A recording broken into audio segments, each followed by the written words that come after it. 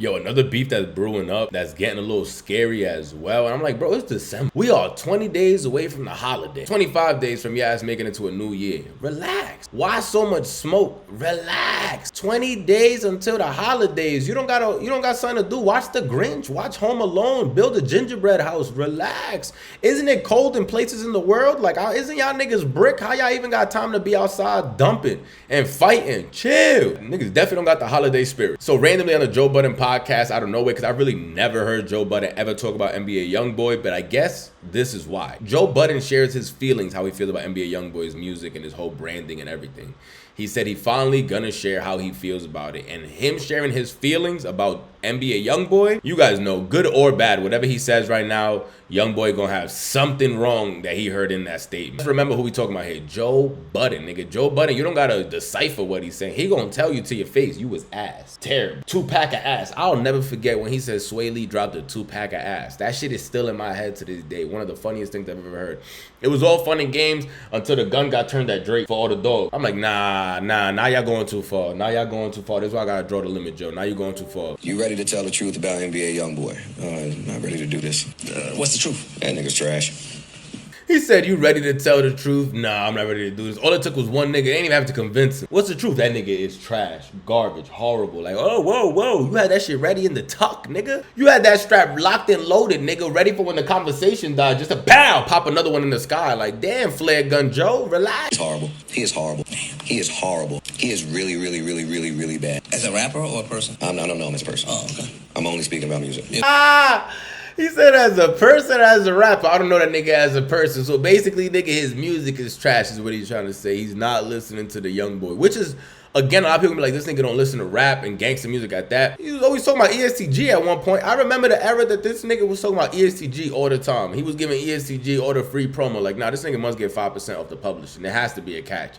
Because he be talking about ESTG a little bit way too much on this channel. The era that he's talking about ESTG more than any other platform. More than any other platform that actually focuses on rap and hip hop and shit. Even here, I don't even think we ever talk about ESTG. Joe never talks about rap, but for sure, for some odd reason, made sure Sexy Red, Cardi B, ESTG, those are artists that got played as his sleep, and those are artists that were talked about on the podcast. Allegedly, Payola, I just said allegedly. You can't sue my ass. I said allegedly. I don't know anything. I'm just talking about allegedly. Isn't that the definition of some shit? I don't know. He's saying that he's not getting paid. He's just doing it off the free will. He's really, really, really bad. Let me say something real quick in case if any NBA Youngboy fans see this. I like Youngboy. I'm just here for the drama. I like Youngboy. I've been a Youngboy supporter since 38 Baby. The AI mixtape, all that. I like Youngboy. I was at Rolling Loud 2019 after they shot up his whole shit and all that shit, and he still went and made it to perform. You know, I didn't see that set because that's the year that Kodak Black got locked up and shit, and I was like, nah, my nigga, I'm not doing that again. Sitting outside of a set not to come, bro. He just got shot at. He ain't coming. There's no way he's coming. That nigga performed and everything.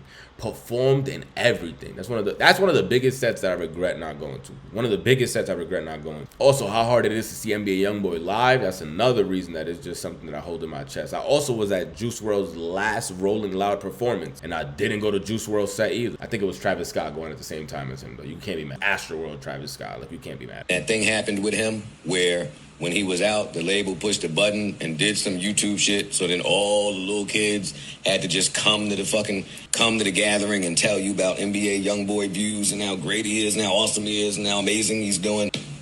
Now that the label's backed up a bit, and now that we done had about 3 or 4 projects while he's been in Utah on house arrest. You've had way more than that. I know. And that to me is where the problem lies. Because earlier Youngboy music don't sound like this to me. Like, even he just dropped a single today. I listened to it last night, and I cut it off midway through. I'm just like, I can't. What's the difference between his music then and now? I'm gonna say inspiration. The niggas in Utah in house arrest doing nothing but music. That's all he can do. Let's say you was locked in a room and you was the world's best singer. You sing amazingly. You tell amazing stories in your music and everything. You got a great pen as well. And then they lock you in a room and it's like, all right, the first one's all right. The second one's all right. The third one is cool. The fourth one, the fifth one is like, all right, my nigga, you kind of watering your music down.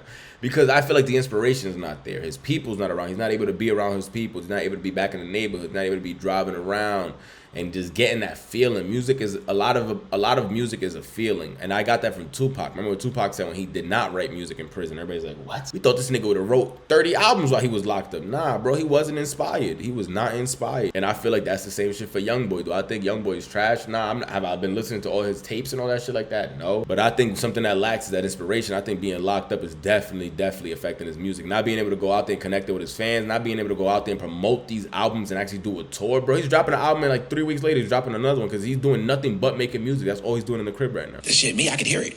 Like, I get stuck in Utah. And another quick thing that Joe said that just didn't sit with me too well either is when the label pressed the button and stopped helping him out. Do you guys agree with that? Because what we've always said on this channel is that NBA Youngboy never received label help like that from Atlantic, or I believe Atlantic is who he signed to. But he really never received label help. We really don't ever see him at these Rolling Louds. We really don't see him at Grammys. We don't see him at all these hee-hee ha-has. We don't see him going to Breakfast Club. We don't see him going to sit down with Joe Budden. Definitely not after this. But it's like you don't see that media push. You know, when there's an album that comes out, even when Kodak Black was in prison, I feel like we saw more media push for that than this nigga is getting while he's in house arrest. That's what I think. So with Joe saying that the media stopped helping him out and helping him become the biggest YouTuber, it's like, I feel like the reason he's the biggest YouTuber is because that's all about just actual people looking up your shit and the algorithm pushing you. Yeah, the labels investing money in that for sure. But he's still one of the highest streamed artists every single year, if not the highest hip hop artist. I saw that record for like 2 years in a row, maybe even 3. So I don't think it's all label work. I don't think it's label work. What I think right now the big issue with NBA Youngboy is inspiration from being inside and not really being around his people or the environments he needs to be in, not being able to tour or really promote the albums like he wants to or he could. And you guys know I love the Joe Budden show. I love the Joe Budden podcast. I've been watching this for quite a while, but they always say shit that I don't agree with. Like everything, if you're talking for 600 and something episodes, you're gonna say something I don't agree with. Ice is supposed to be the in-house specialist to music. I don't know if I'm bad at music takes or he's bad, but there's a 90% of the time I'm not agreeing with Ice either when it comes to music. And it's not even like they could be like, oh, you don't listen to me and Ice listen to the same type of artists, and we always feel different about albums and artists. So. But as we stated earlier, Youngboy got nothing but time. That nigga is in house arrest. You know Youngboy saw this, and Youngboy has some words to say to Joe Budden. This thing I dropped was decided to my album still in the top 10. Pussy ass nigga, don't speak on me. I don't play that shit. Don't read on me neither. You pussy bitch. I said all that people told me the old stupid dumb bitch. Your dick don't even get hard no more. Count ass nigga. You ain't no thing. Yo, Youngboy's the wrong nigga, Joe. You did this to yourself. He was minding his business somewhere in the mountains of Utah. You talked about this nigga near the holidays and made him pop up like the Grinch of Crumpets. Like, oh, Lord, you should have left that nigga hibernated. You should have left that nigga hibernated. Ain't no sabotaging me, bitch. Fuck wrong with that nigga, man. Don't rat on me.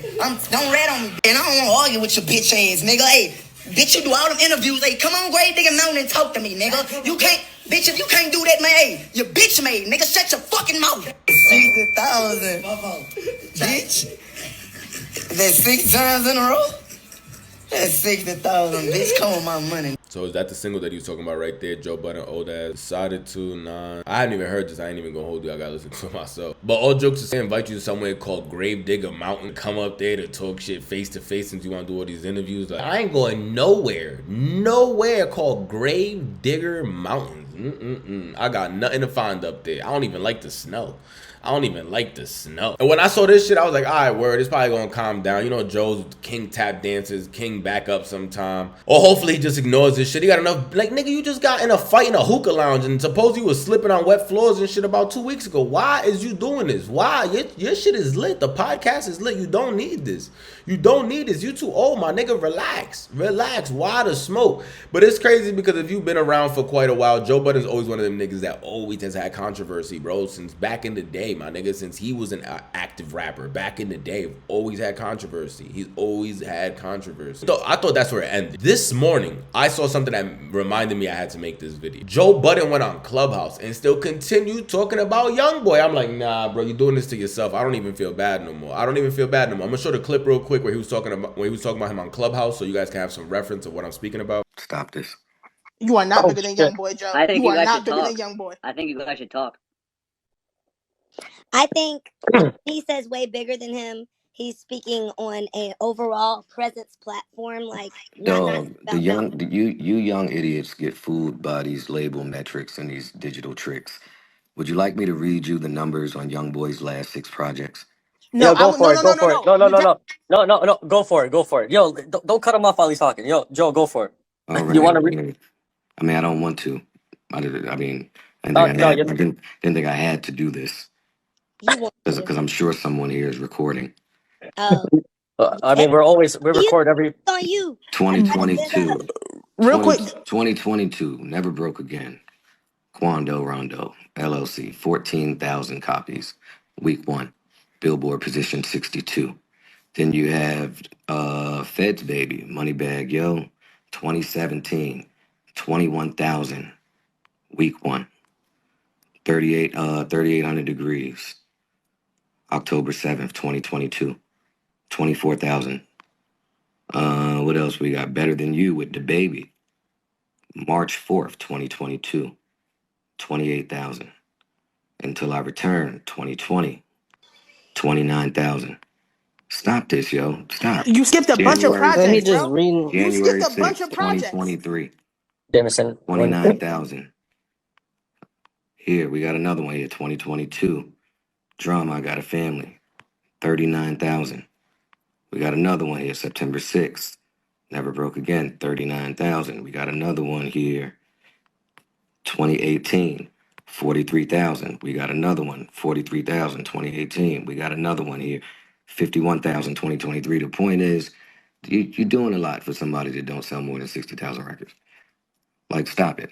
I get They it. fell for the bots, Joe. Yeah, I know. But enough of it. Enough young people just saying stupid shit in hip hop. We get it. You like who you like. That clip right there is where Joe Budden says out of his own mouth, "I'm bigger than Youngboy." Pose. Like that was a crazy statement. And then also to whoever that munch was in there, like, you a male munch. Don't speak when Joe Budden speaking. Like, shut up. I hate niggas like that. Why them clubhouse niggas always gotta do shit like that? I be hearing the same shit on Wax Talk. They always be a random nigga. Don't you disrespect Wack in here. Like, shut up, nigga. Like, yo, nah, you can't go to sleep and look in the mirror in the morning. Like, you know what I'm gonna do today? Go on Clubhouse and defend Wack 100. Like, that is crazy to me. To each his own, though. To each his own. But basically, his statement is, you know where we see them comments, why be better, why be better, why be better on everything. How is why be better when his fans don't come and support when it's time that an album comes out? Y'all niggas be the first one commenting all over social media, all over posts, everything. But when an album comes out, where are all his fans? He's 29,000. That shit with Rondo sold 14. I still like his projects. I don't really go by sales because I know that he's someone that's not really gonna sell, as I already know that the label's not really supporting NBA Youngboy. The thing is, 2017, I believe he said, or 2018, Fed Baby, yo, that tape was hard, bro. When Moneybag Yo, oh my god, that tape was so fire. But Youngboy always crashes out. The shit is, he'll drop an album with you and start beefing with you. He started beefing with Moneybag Yo during that tape's release. So they both never promoted that shit at all. Didn't go on tour, didn't do anything towards it, because they released the tape and then they would beef. So I'm like, this shit is crazy. Youngboy really shot himself in the foot. That tape was super crazy. And I like singles from a lot of the other tapes that came out that he read, but there's a lot of tapes, as Joe Budden said. If you're a numbers man, if you're somebody that goes by sales, which I tend to go by sales, I'm not gonna lie to you, because that's the only definitive argument when we're arguing about what artist is bigger, because there's really no argument on what artist is better. You can have one style of music and I can have a style of music, so that's kind of hard. But numbers, you can't argue that. Numbers, you can't argue that. The only thing is, now numbers can be held by the label. If there's an artist getting a whole lot of push, radio, festivals, he's on every playlist. Even if we listen to his shit for 3 seconds on Spotify playlist and change it, he's gonna get a play for that. Where artists might be super fire and everything, but really just the streets, he's really just an underground artist that the streets is loving right now. So that's why hip hop is really just, when you go by skill, it's hard. Because there could be somebody putting up a great argument on how Playboi Carti's the best rapper ever. One thing you can't argue though is when you say, yo, this nigga's a nobody, nobody's listening to him. Tape selling 300,000, tape selling 250, can't say that. You can't say, yo, the whole world's listening to this nigga right now. He's a huge artist and the nigga selling 14,000. So I get the argument from both sides. I see what Youngboy is saying too. I don't even know what he said, but all I heard is that nigga invited niggas to grave digger mountains, and I'm just gonna agree with the nigga. I want no smoke. I don't want the invitation if it's coming with hostility. I don't want the invitation if it's coming with hostility. Again, me personally, when it comes to Youngboy, I ignore the numbers. I do like Youngboy. I like his music. You guys know we reacted to Youngboy a lot in this channel. I'm mad I missed that 2019 Rolling Loud after that crazy shootout. Like, I'm mad I missed that set. But you guys let me know. Do you agree with Joe? Not that Joe's bigger. I don't even know how that's a comparable thing, Joe. You doing podcasting today. You saying that you was a bigger rapper back then? You was popping compared to Youngboy? I don't know about that. I ain't even gonna hold you. The shit about Joe is that Joe dropped, what, 3 albums, nigga? If that, I don't even know if he dropped 3. I know 1 for sure. Joe Budden by Joe Budden. That's the only tape I know. Comparing to a nigga that's dropping 6 albums in 1 year. There was nothing to do but to go to the music store and go to Virgin Records and shit and buy tapes. So them sales, you sold 150 back then during the early Def Jam era. That was a bad week. Niggas was doing like 1 million first week. Crazy numbers that you'll never see today. So it's kind of hard to compare the two. I'ma still say Youngboy is a bigger rapper. Now overall, talking about presence and talking about the podcast and all that, Been around for 40-something years. This nigga's name is Youngboy. He's still a young child. He's still early, and he's been doing a lot of dumb shit in his early childhood that he really hasn't been able to take advantage of the hip-hop world like he really should have. Got beef with mad artists, like. Now all that smoke with Dirk is like, you really cooked yourself out of a whole bunch of festivals. Rolling Loud messes with Dirk heavy. Are they not gonna invite Dirk to a Rolling Loud just so they can invite Youngboy? I don't know. You guys let me know down below what you think about all this. Subscribe to the channel. All I can say is, bro, we is 20 days away from the holiday. Relax. Relax. You was 25 days into making it to a new year. Relax. You almost beat the chapter, my nigga. You almost beat the level and made it to the next one. Chill. Why crash out at the end? You at the final lap. I can see the finish line. Relax. Subscribe to the channel. We're on the road to 10,000 subscribers. We officially passed that 5K. Help me get to that 10, man. The more subscribers, the more revenue we make, the better content we make, the better unboxings we could do too. We did so many crazy unboxings yesterday. Oh my God. CPFM, Yeezys, Travis Scott merch. I gotta edit crazy. We got a lot of editing to do for sure.